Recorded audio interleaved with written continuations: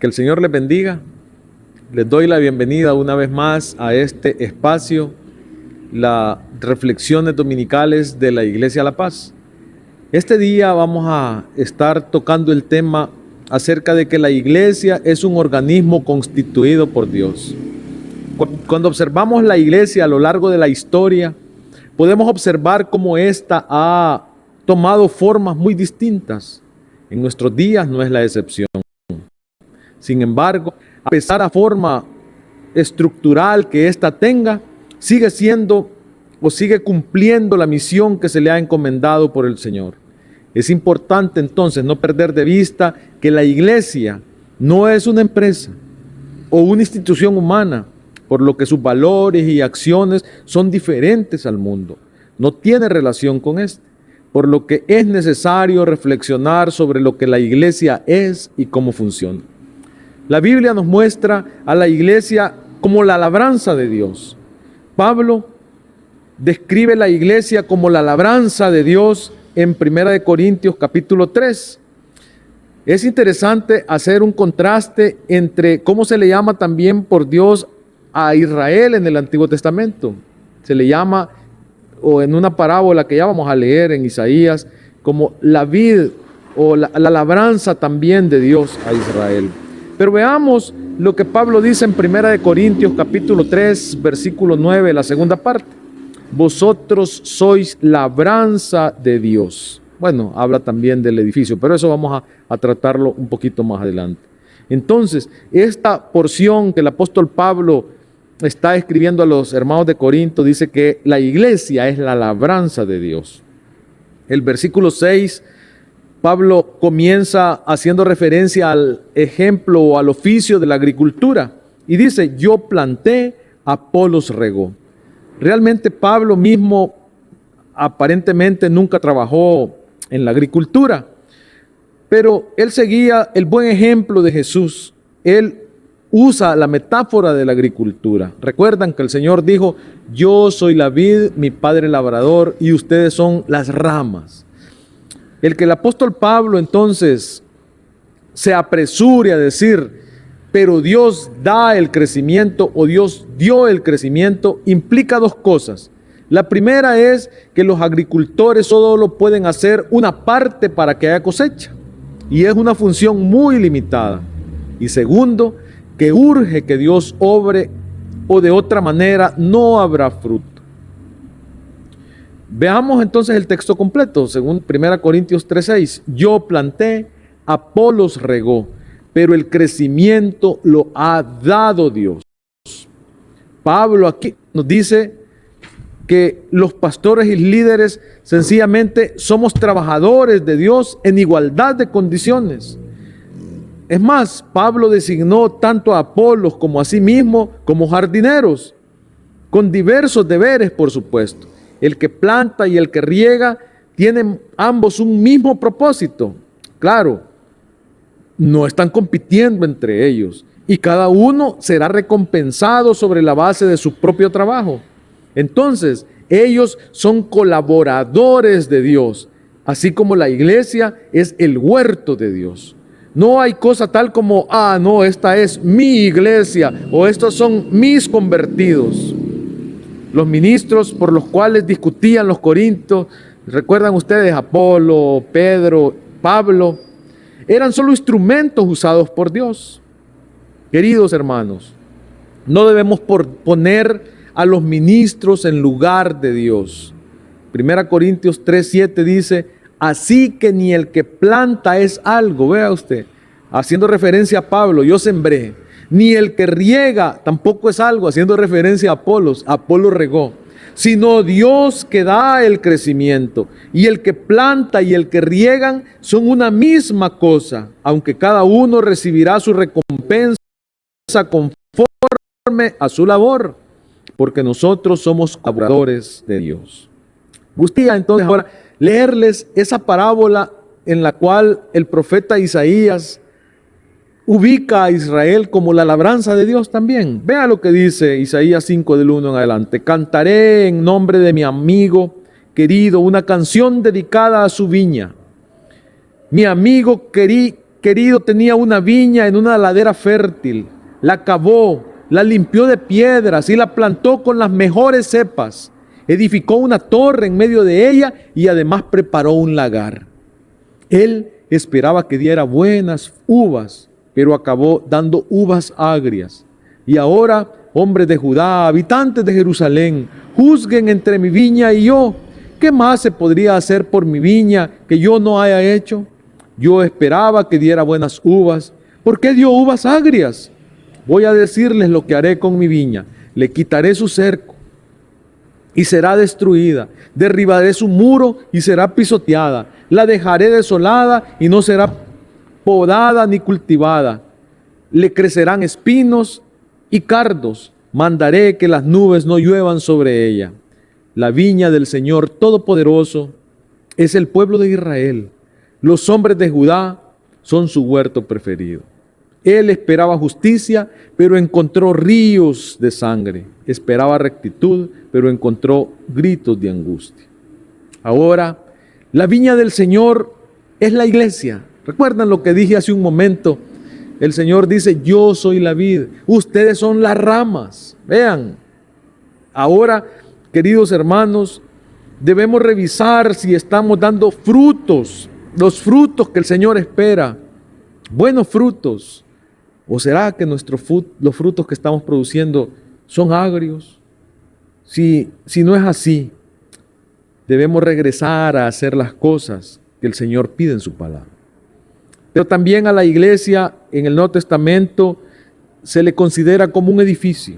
En Efesios 2:20 dice, edificado sobre el fundamento de los apóstoles y profetas, siendo la principal piedra del ángulo Jesucristo mismo, en quien todo el edificio bien coordinado va creciendo para ser un templo santo en el Señor, en quien vosotros también sois juntamente edificados para morada de Dios en el Espíritu. Entonces aquí nos muestra el apóstol Pablo que el edificio está fundado sobre Jesucristo, la principal piedra, y sobre los apóstoles y profetas. La piedra angular es la clave en la construcción de un edificio. Aquí es una referencia obviamente a Cristo como el fundamento de la iglesia. Pero ¿qué significa edificar sobre el fundamento de los apóstoles y profetas? Significa que la iglesia no es un edificio levantado sobre ideas modernas, sino sobre la herencia espiritual que se nos ha dado por los primeros apóstoles y profetas de la iglesia cristiana, y ese testimonio lo tenemos ya revelado en las Escrituras. Entonces, nosotros estamos siendo edificados y debemos edificar la iglesia en un edificio que es el fundamento Jesucristo y luego los apóstoles y el fundamento de los apóstoles y profetas. Vea lo que dice 1 Corintios 3 del 10 en adelante. Conforme a la gracia que Dios me ha sido dada, yo como perito arquitecto puse el fundamento. Pablo puso el fundamento. Ya vamos a ver quién dice él que es el fundamento. Y otro edifica encima. Pero cada uno mire cómo sobreedifica, porque nadie puede poner otro fundamento que el que está puesto, el cual es Jesucristo. Pedro también habla al respecto en 1 Pedro 2:5.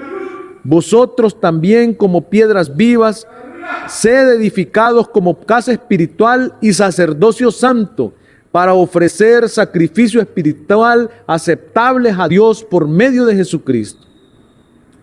Entonces, el llamado del apóstol Pablo es que cada uno debe velar cómo edifica sobre el fundamento que ya está puesto. El fundamento es Jesucristo, y a partir de ahí comenzamos a edificar. En este punto quiero hablarme a mí mismo, pero quiero hablar también a los líderes de los diferentes ministerios. Cada uno de nosotros estamos edificando. Debemos revisarnos si lo estamos haciendo bien o lo estamos haciendo mal, ya que en aquel día nuestra obra será probada. Observemos lo que nos enseña Pablo al respecto. 1 Corintios 3, del 13 en adelante. La obra de cada uno se hará manifiesta, porque el día la declarará, pues por el fuego será revelada, y la obra de cada uno, de cada cual sea, el fuego la probará.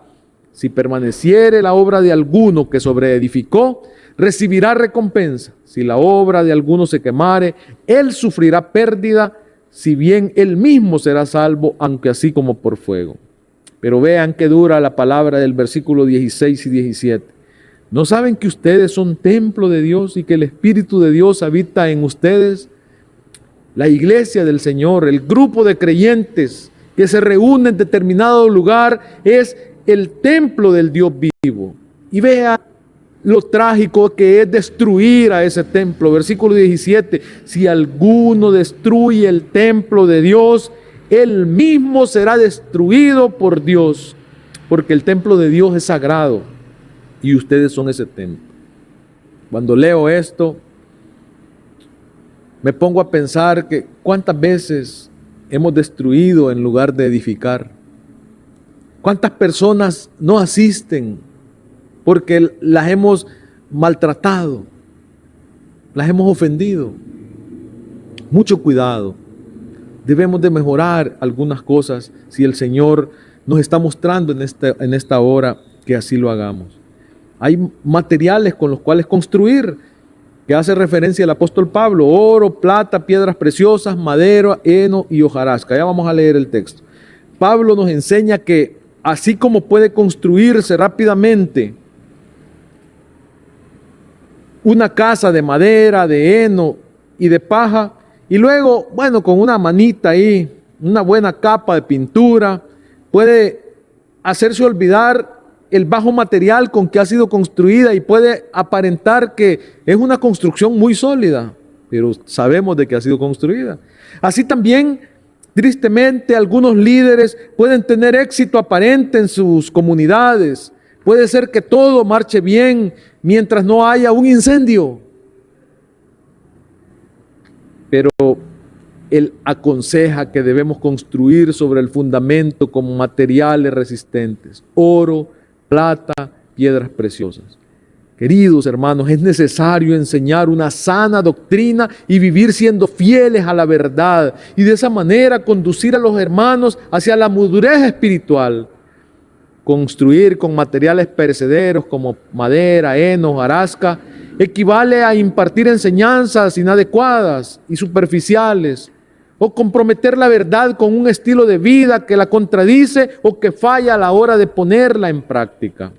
Por eso es que él dice en el versículo 12, y si sobre este fundamento alguno edifica oro, piedras preciosas, madera, heno, hojarasca, la obra de cada uno se hará manifiesta, porque el día la declarará. Por el fuego será revelada, y la obra de cada cual sea el fuego la probará. También encontramos que a la iglesia se le llama el cuerpo de Cristo. Las enseñanzas que encontramos en las Escrituras también nos muestran a la iglesia como un cuerpo. Efesios 5:23 dice: porque el marido es cabeza de la mujer, así como Cristo es cabeza de la iglesia, la cual es su cuerpo. Cristo es la cabeza de la iglesia. Es de vital importancia reconocer que la única cabeza de este cuerpo es Cristo. El pastor, los líderes, etcétera, somos parte del cuerpo.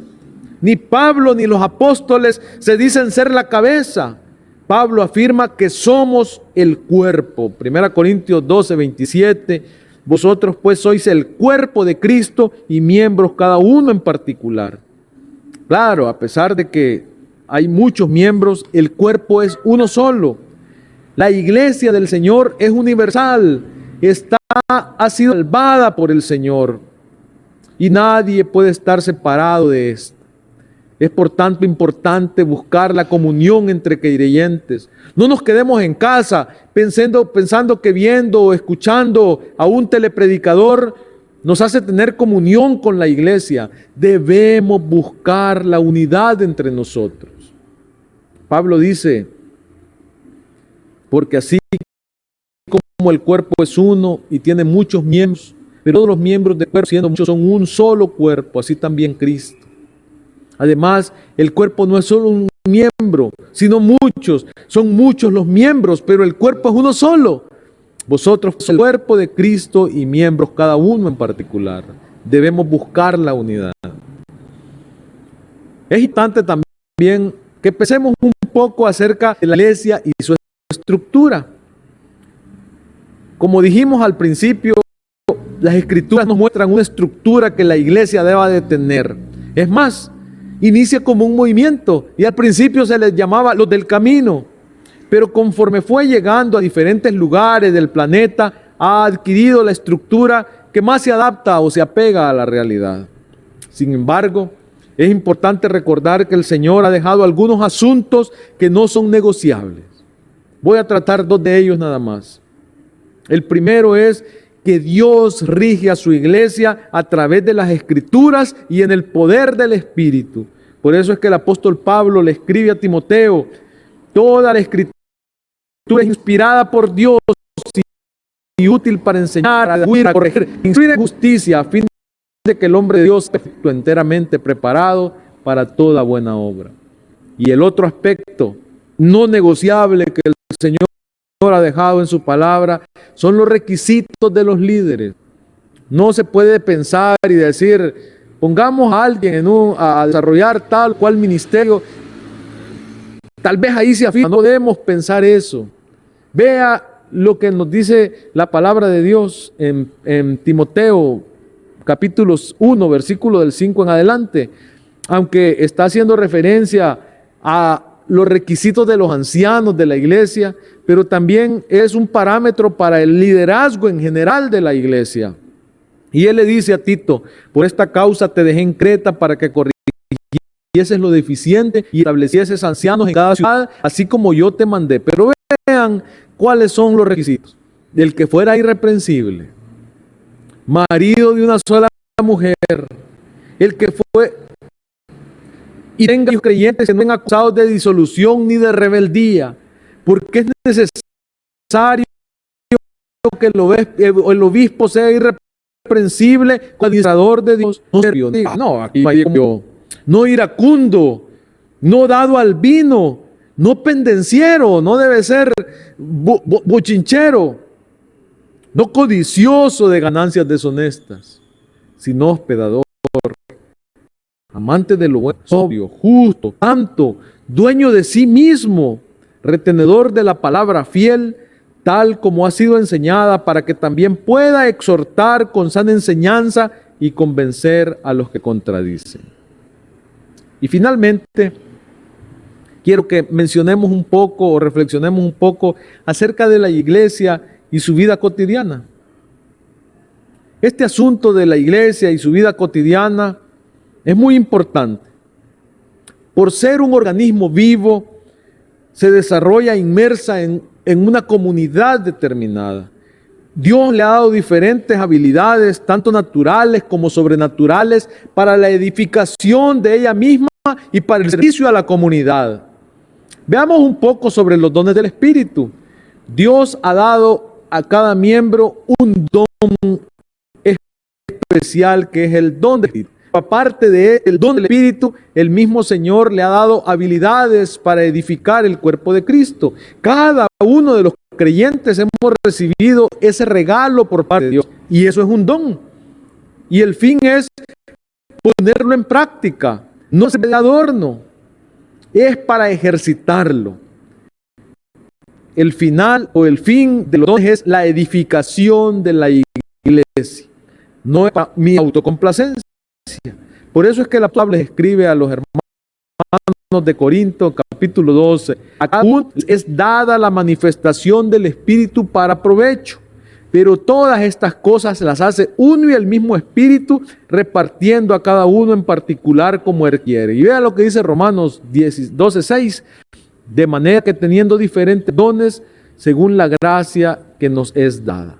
Entonces, los dones que el Señor nos ha dado, queridos hermanos, queridas hermanas, son para la edificación del cuerpo. No es para autosatisfacerme, no es para que digan: miren cómo es de bueno fulano de tal para hacer tal cosa, y llegar a la conclusión: no, es que sin mí no funciona nada. No es para eso. Los dones son para la edificación del cuerpo. El Pablo escribe claro a los Efesios, capítulo 4, 7: pero a cada uno de nosotros fue dada la gracia conforme a la medida del don de Cristo. Y él mismo constituyó a los apóstoles, y a otros profetas, a otros evangelistas, a otros maestros y pastores y maestros, a fin de perfeccionar a los santos para la obra del ministerio, para la edificación del cuerpo de Cristo. El don no es para autosatisfacción, es para la edificación del cuerpo de Cristo. Hasta que todos lleguemos, vean cuál es la utilidad de los dones. Ministrarlo a otros, para que todos lleguemos a la unidad de la fe y del conocimiento del Hijo de Dios, a un varón perfecto, a la medida de la estatura de la plenitud de Cristo. Y vea lo que dice el versículo 10. Cada uno según el don que ha recibido,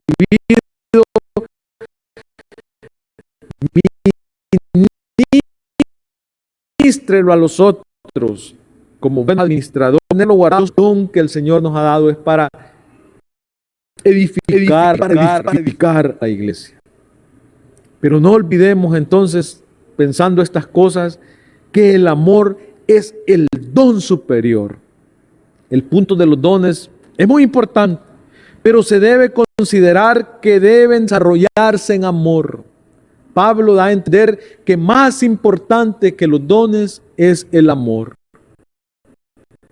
Puede entenderse una iglesia en la que hay amor, puede vivir.